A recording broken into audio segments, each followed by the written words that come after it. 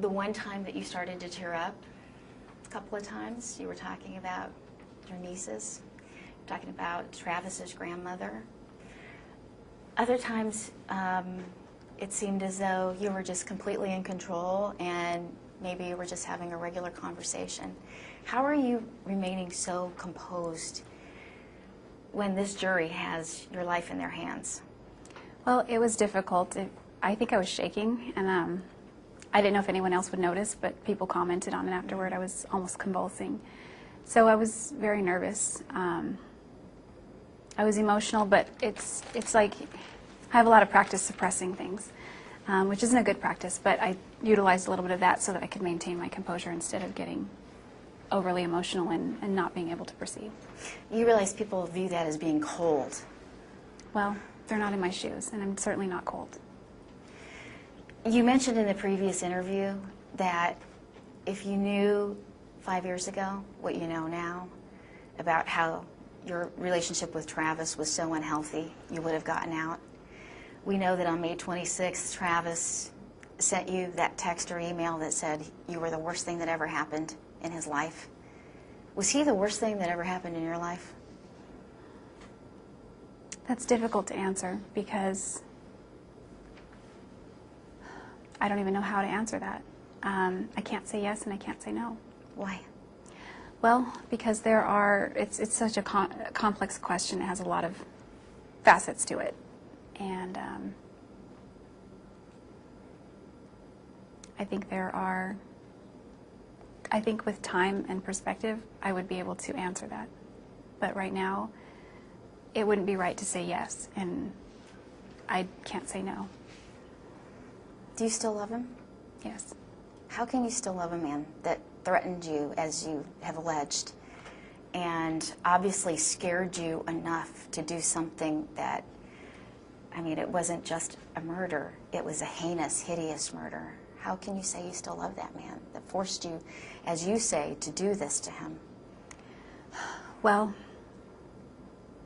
that wasn't the kind of person that he was trying to be. And Travis had many wonderful qualities, many redeemable qualities. And those are the qualities that I focus on. Those are the qualities that I liked and the qualities about him that I loved. And, I mean, there's this quote that says, "We love those that know the worst of us and don't turn their faces away." And I don't know who said it. But I think of my family when I think of that, but also because I know the worst of Travis. But I still wanted him to be happy, and I still wanted the best for him, and I never wanted any of this to happen. What did you want to happen on June 4th, 2008? You went to his house. What were you expecting was going to happen? I really expected us to just hang out like we'd always done, and that would be the day. And it turned so horribly wrong. It really did. Yeah. That's not what I was expecting at all. At one point, the jury had a question for you, and they said, if you hadn't been caught, do you think you would have turned yourself in? And are you sorry you got caught? You said you couldn't answer that at the time. Well, I couldn't answer that. I don't know if I would turn myself in. Mm-hmm. I'd like to think that I would, because that would be the right thing to do. On the other hand, can you imagine willingly giving up your freedom? That's a difficult decision to make. So you wouldn't have done it? I can't say that I wouldn't have. I can't say that I would have. I still don't know the answer to that question. And as far as being sorry that I got caught, I wouldn't couch it like that. I've gotten to see your mom in court every day, your grandma, your father showed up this week. When was the last time you saw your dad? Well, he was here earlier in the trial while I was on the stand. Yeah. And prior to that, he's come, I think, one time in the 5 years. He doesn't travel very well. Their hearts must be breaking. Yeah, they are. They are. There were a few times where you'd turn and look at them every now and then, but it seemed like it was few and far between. Why was that?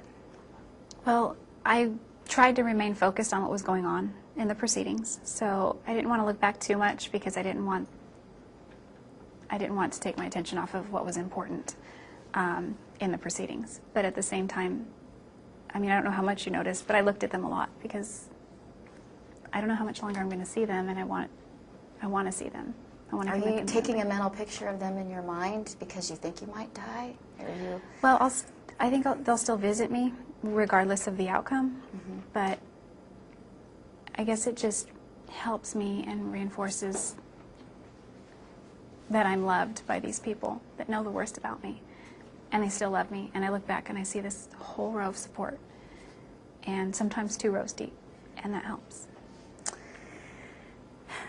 We could know tomorrow with the jury's decision. Are you mentally, emotionally ready to meet your maker if that's their decision?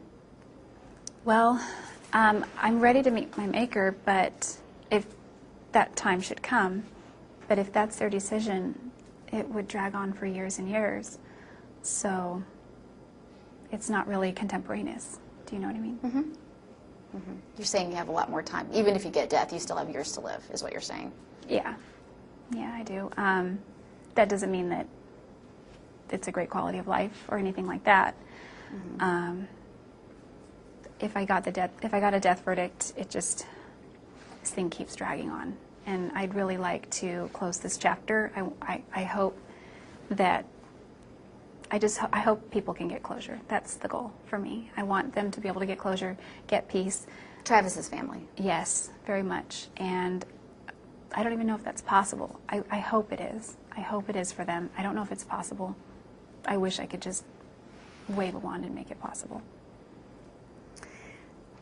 Do you think about, okay, if the jury comes back and they give me death, do you think about what that moment would be like?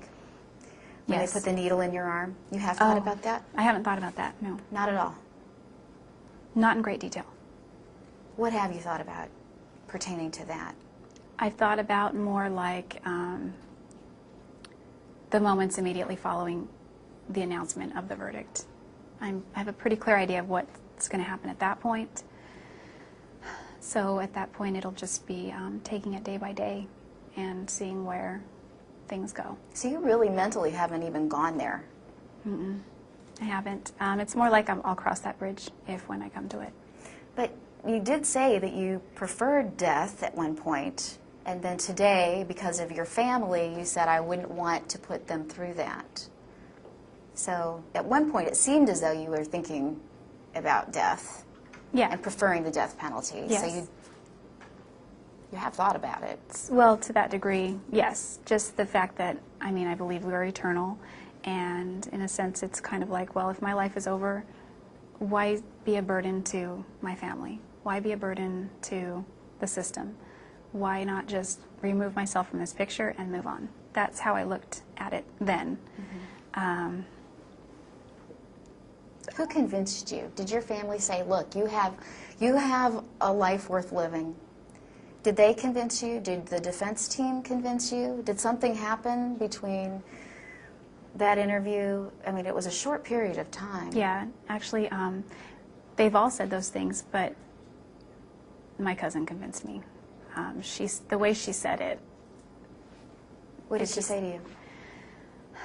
She said regardless of what happens, there's still a lot of hope and a lot of things that can be done, and don't do that to your mom. That's sort of the sum of what she said. She said it with a lot more effect, and it really drove it home for me. And a few days later, I saw my mom as well, and she told me the same thing. And it just reiterated that if I go against what they say, it's just going to cause so much pain, so much more pain.